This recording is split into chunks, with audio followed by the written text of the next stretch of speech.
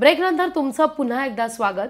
आदिशक्तीमध्ये आपण अर्थातच गप्पा मारतोय फुलवंती सोबत, प्राजक्ता सोबत. प्राजक्ता, जसं मी ब्रेकवर जाण्यापूर्वी म्हणाले की फुलवंती सुद्धा तू तुझ्या हिमतीवर मिळवलीस. तू फुलवंतीला आपलंसं केलंस आणि आज फुलवंती अवघ्या महाराष्ट्राला आपलंसं करतीये. अशी ही फुलवंती तू मिळवण्यापूर्वी मात्र असंख्य संहिता तुझ्याकडे येऊन गेलेल्या असतील अनेक चित्रपटांच्या, पण तो माइलस्टोन चित्रपटांच्या माध्यमातून प्राजक्ताच्या वाट्याला का येत नव्हता? म्हणजे कुठं काही गणत होतं का, की प्राजक्ताकडून इंडस्ट्रीची काही वेगळी अपेक्षा होती का, की प्राजक्ता, थेट विचारते मी, गटातटाच्या राजकारणात नव्हती म्हणून या सगळ्याला वेळ लागतोय किंवा लागला रादर? सगळ्याच गोष्टी थोड्या थोड्या प्रमाणात आहेत. सगळ्याच गोष्टी मी कशालाही नाकारणार नाही, कारण एक गोष्ट कारणीभूत नसते एका डिसिजनला किंवा एका हॅपनिंगला. सो सगळ्यात थोड्या बहुत प्रमाणात सगळ्या आहेत. आणि काय मी दिसायला अशी नाही आहे. मी दुर्गा नाही दिसत. मी अतिशय शांत, गोड, अशी चबी, हसणारी, हास्यजत्रेमुळे. त्यामुळे कन्फ्युजन होतं. मी जी आहे आणि मी जी अपिअर होते यामध्ये खूप डिफरन्स आहे. आणि इन जनरलच आहे ना, जे मी सिनेमे केले ते काही कारणांमुळे तितके गाजले वाजले नाहीत. मग ते आपल्या हातामध्ये नाही आहे. म्हणजे चांगले सिनेमे झालेच की, म्हणजे अंकुश दादांबरोबरचा एक सिनेमा होता लॉकडाऊन, तो खूप सुंदर होता. पावनखिंड अर्थात चालला, पण त्याच्यात माझी भूमिका छोटी होती. किंवा असे अगणित सिनेमे. तर मला असं वाटतं की हे देवाचं प्रयोजन आहे की हिला काम तर द्यायचं, हिला प्रसिद्धी तर द्यायची, प्रेम तर द्यायचंच प्रेक्षकांचं, पण हिला असं काहीतरी द्यायचं नाही ज्यासाठी ती झुंजेल आणि स्वतःचं काहीतरी निर्माण करेल. जर मला ते आधी मिळालं असतं ना, तर मी निर्माती म्हणून फुलवंतीला हातच घातला नसता. खरं, I would have been very much happy in my own zone. ते मी तेच करत राहिले असते, कारण काय करायची गरजच नाही ना. येत आहे समोरून काहीतरी मिसिंग आहे म्हणूनच आपण काहीतरी करायला घेतो. सो आता या घडीला मी याबद्दल ना रिग्रेट नाही करत. या घडीला आय एम व्हेरी ग्रेटफुल. मी कृतज्ञ आहे की माझ्या आयुष्यात अशा भूमिका आल्या नाहीत, म्हणून मी आज निर्माती म्हणून हे सगळं उभं केलं, पेलवलं आणि प्रेक्षकांसमोर आणते. जर मी सुखी समाधानी झाली असते तर मी याच्यात पडले नसते, फॉर शुअर. तू लहानपणापासूनच अशी फायटर आहेस की परिस्थिती हे सगळं शिकवत गेली? परिस्थिती मी कुठे गेलं तुझं बालपण? मी तशी पुण्याची, आणि त्यानंतर कॉलेज संपल्यानंतर मग मी मुंबईला आले. पण त्याच दरम्यान एक आफ्टर माय टीन एज मग माझा एक फार असा झंझावती आयुष्य माझं सुरू झालं. तर त्या दरम्यान मी खूप शिकले. मुंबईला एकटी राहिले. इथे इंडस्ट्रीत वावरताना मी अनेक गोष्टी शिकले, अजूनही शिकते. असं मी म्हणतच नाही की आता आपल्याला जमलं नाही. डे बाय डे नवीन नवीन गोष्टी सामोऱ्या येतात आणि सिच्युएशन बदलत राहते, माणसं बदलत राहतात. कॉम्बिनेशन होत राहतं. त्यामुळे सातत्यानं नवीन गोष्टी अजूनही माणसांशी टॅकल करण्यापासून त्या चित्रपट निर्मिती करतानाच्या अनेक टेक्निकल गोष्टींपर्यंत अगणित गोष्टी मी अजूनही शिकते. पण मला असं वाटतं की आड्यात नाही तर पोहऱ्यात कुठून येणार. बरोबर. सो कुठेतरी ते होतं, त्याला एक पिन बसली म्हणून मग ते तर खवळून उठलंय, असं मला वाटतं इन जनरल. प्राजक्ता राजचा पण जन्म असाच झाला की म्हणजे? नाही, प्राजक्ता राजला काही मी खवळून वगैरे उठले नाही.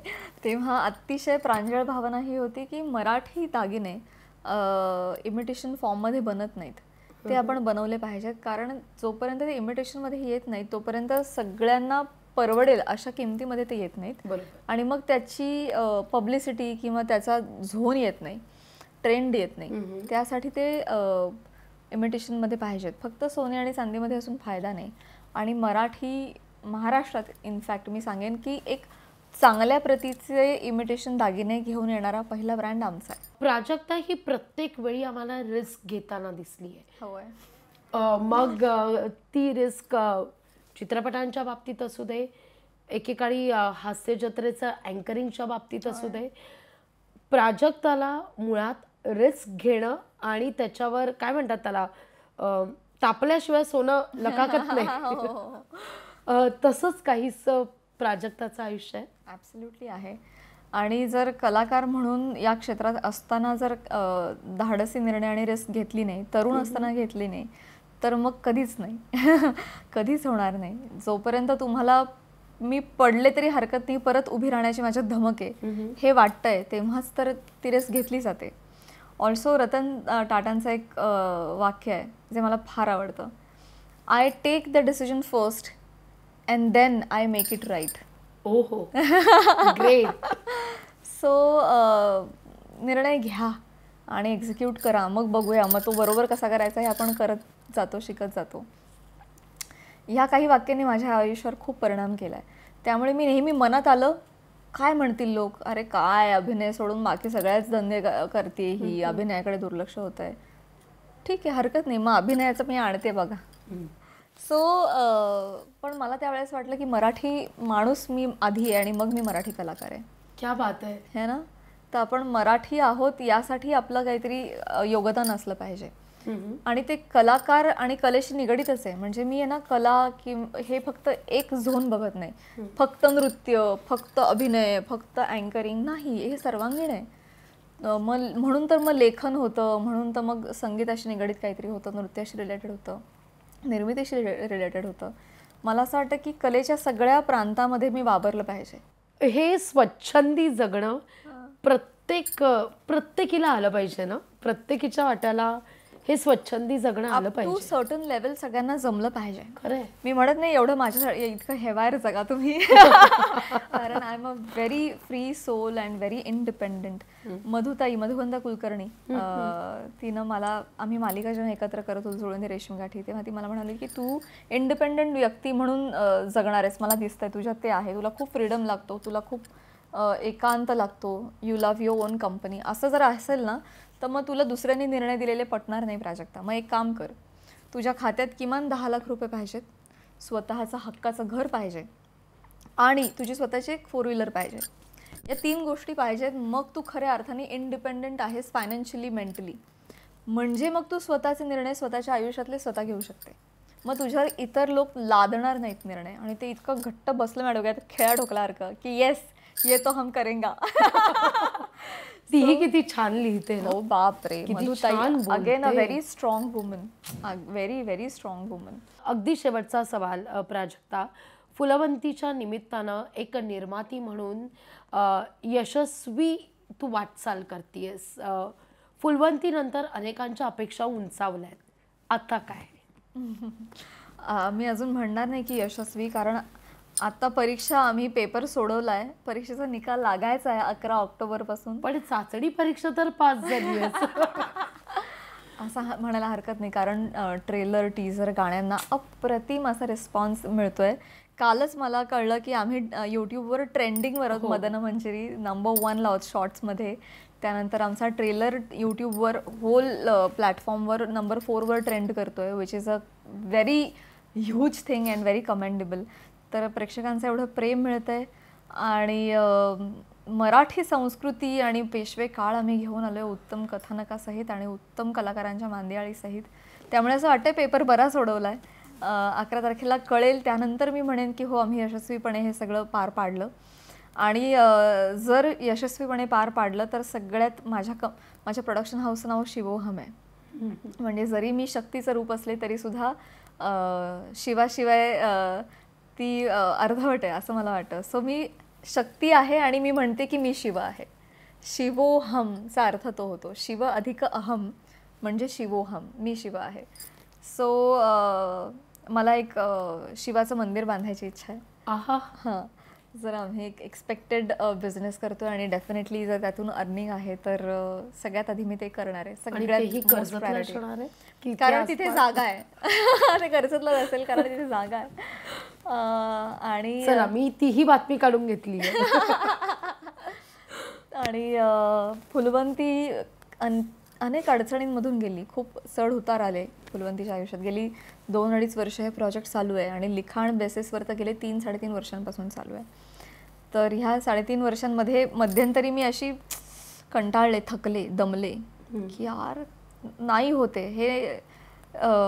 मेल शॉव्हिनिझम आहे, मेल शॉव्हिनिस्ट इंडस्ट्री आहे. यामध्ये तुला उभं राहणं आणि उभं राहताना सगळ्यांचा सपोर्ट मिळणं फार अवघड आहे. किती करशील, थकशील एका पॉईंटला. सो मी बरेचदा गिव्हअप करायचे मध्येच, की जाऊ दे यार, नको जाऊ दे. मग सगळेजण करतात ते बरोबर आहे, नुसतं अभिनेत्री म्हणून हा हा हा हा हा छान, देतील तेवढं काम घ्या, करा, मानधन घ्या, घरी जा. हेच उत्तम आहे. स्वतःसाठी काहीतरी करणं it's taking so much of your energy. पण मग मला काही मुद्दे असे होते की त्यांनी मला गिव्हअप करू दिलं नाही. आणि त्यातलं एक प्रार्थना एक होती. आणि मी एकदा प्रार्थना केली आहे की मी 12 ज्योतिर्लिंगांची एक प्रदक्षिणा करणार आहे, मी दर्शन घेणार आहे. सो फुलवंती यशस्वी होतोय तर मी ते एक दुसरं काम करणार आहे. आणि तिसरी महत्त्वाची गोष्ट, अजून 2 कादंबऱ्यांचे राईट्स घेऊन ठेवलेत. चिंतन खानोलकरांची खूप सुंदर कादंबरी आणि अजून एक कादंबरी, त्याचं नाव नाही घेता येणार मला. तर ते यशस्वीरित्या हे मी पार पाडते. आणि जर उत्तम होत आहे तर मग त्या 2 कथांना हात घालणार आहे. क्या बात आहे. तुझ्या पुढच्या वाटचाली करता मनापासून खूप खूप शुभेच्छा. आणि फुलवंती सुद्धा मस्त हाऊसफुल होईल यात काही शंकाच नाही आहे.